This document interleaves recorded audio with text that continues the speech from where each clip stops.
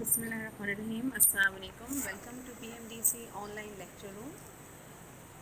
I am your lecturer Sadia Sabab from Peshawar Model Degree College, Dalazakot, Peshawar.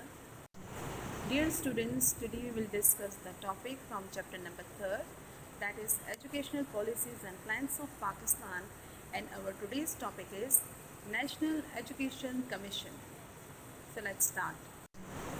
National Education Commission. Field Marshal General Muhammad Ayub Khan took over in 1958.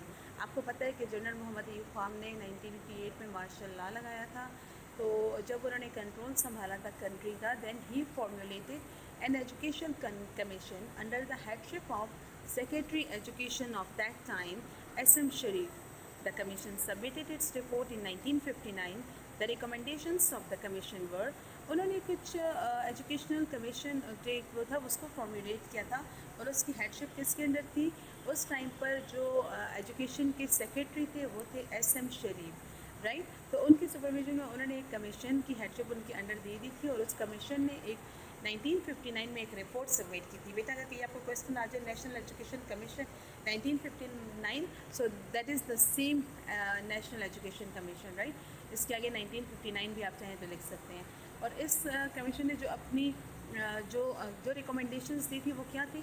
सबसे पहले ये था कि guidance and counselling programme, it was propose that at secondary high school and higher education institution counsellors be appointed. उन्होंने सबसे पहले क्या कहा था, ये जो गाइडेंस और काउंसलिंग का जो प्रोग्राम था ये उनका वो जो मेन पर्पस था उसने ये प्रपोज किया था कि जो सेकेंडरी और हाई स्कूल वगैरह होते हैं ना, उसमें क्या होगा, जो हायर इंस्टीट्यूशन जितने इदारे होते हैं वहाँ पे काउंसलर्स को अपॉइंट किया जाएगा. क्योंकि देखिए स्टूडेंट्स होते हैं, उनके अपने इंटरेस्ट होते हैं, उनकी डिफरेंट प्रॉब्लम होती हैं, उनकी अपनी साइकोलॉजिकल नीड्स होती है.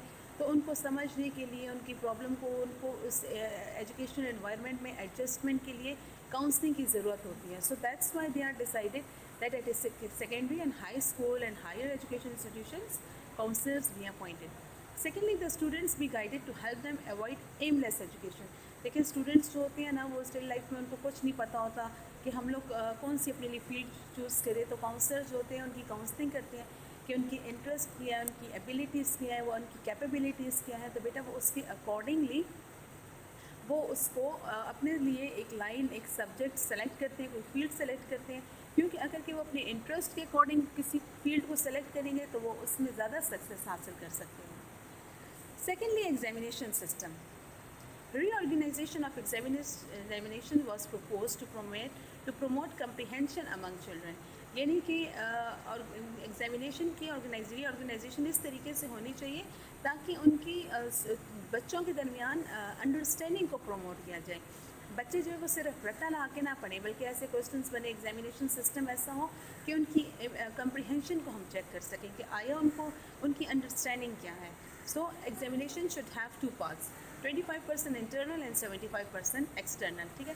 तो एग्जामिनेशन जो है वो दो तरीके की होते हैं. अब ये जिस कॉलेज इंस्टीट्यूट में सेकेंडरी में पढ़ते हैं तो वहाँ पे इंटरनल टीचर्स जो होती हैं उनके पास असाइनमेंट्स के, टेस्ट के, आपके प्रोजेक्ट्स के, मॉडल्स के नंबर होते हैं. तो 25% जो है वो इंटरनल जो टीचर्स होती हैं उस इंस्टीट्यूट की, they are responsible for that. And 75% external exam जो होते हैं बोर्ड के एग्ज़ाम, वहाँ से आपको अचीव करने पड़ते हैं. Passing internal and external parts would be essential. यानी कि अगर कि आप इंटरनल एक्सटर्नल दोनों को पास करना ज़रूरी है. अगर आपने सिर्फ इंटरनल कर लिया और एक्सटर्नल ना किया था तब भी आप फेल कंसिडर किए जाएंगे, और सिर्फ एक्सटर्नल कर लिया और इंटरनल ना किया तब भी आप लोग फेल कंसिडर किए जाएंगे. Least limit to pass the exams would be 40% marks. देखिए अभी तक वही चला जा रहा है कि 40% मार्क्स जो हैं, पहले 33% होते थे लेकिन फिर इसको इम्प्रूव करके 40% तक किया गया in each subject, but in aggregate it should be not less than 50%. या टोटल जब किया जाएगा तो 50% से कम एग्रीगेट नहीं होना चाहिए. Second division would start from 60% and first division from 70%. 70% से जिसके अबव मार्क्स आएंगे वो फर्स्ट डिवीजन में कंसिडर किए जाएंगे और जिनकी 60% से होंगे उनको सेकेंड डिवीजन में कंसिडर किया जाएगा. Tenure for BA and BSc, यानी कि टाइम पीरियड कितना होगा BA और BSc के लिए. The tenure for BA and BSc should be enhanced to 3 years time period with 3 years. ठीक है. कितना होगा यहाँ पर tenure, इसका टाइम पीरियड BA और BSc का 3 साल तक इसको बढ़ा दिया गया था. मीडियम ऑफ इंस्ट्रक्शन लैंग्वेज, कि मीडियम ऑफ इंस्ट्रक्शन क्या होगा, लैंग्वेज कौन सी होगी.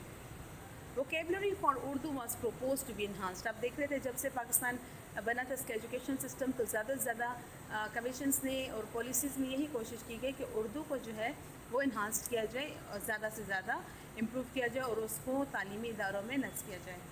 Urdu propose to be made compulsory from class 3 to 12. Class 3 سے لے کر 12ویں جماعت تک اردو جو ہوگا وہ ایز اے کمپلسری سبجیکٹ پڑھایا جائے گا. Text book board. Commission proposed to develop textbook board as semi-autonomous body to print and deliver the books. یعنی کہ جو کمیشن ٹیکسٹ بک بورڈ جو ٹیکسٹ بک بورڈ کا وہ ہوگا تو اس کے پاس کچھ حد تک خود مختاری دی جائے گی تاکہ وہ بکس کو پرنٹ کریں اور ان کو ڈلیور کریں. The printing and sale of guides were proposed to be ban. یعنی کہ یہ جو گائیڈس کا بننا اور ان کی پرنٹنگ اور ان کو بیچنا جو ہے یہ تو کمپلیٹلی بینڈ کر دیا گیا تھا اس ایجوکیشن کمیشن 1959 کے اکارڈنگ.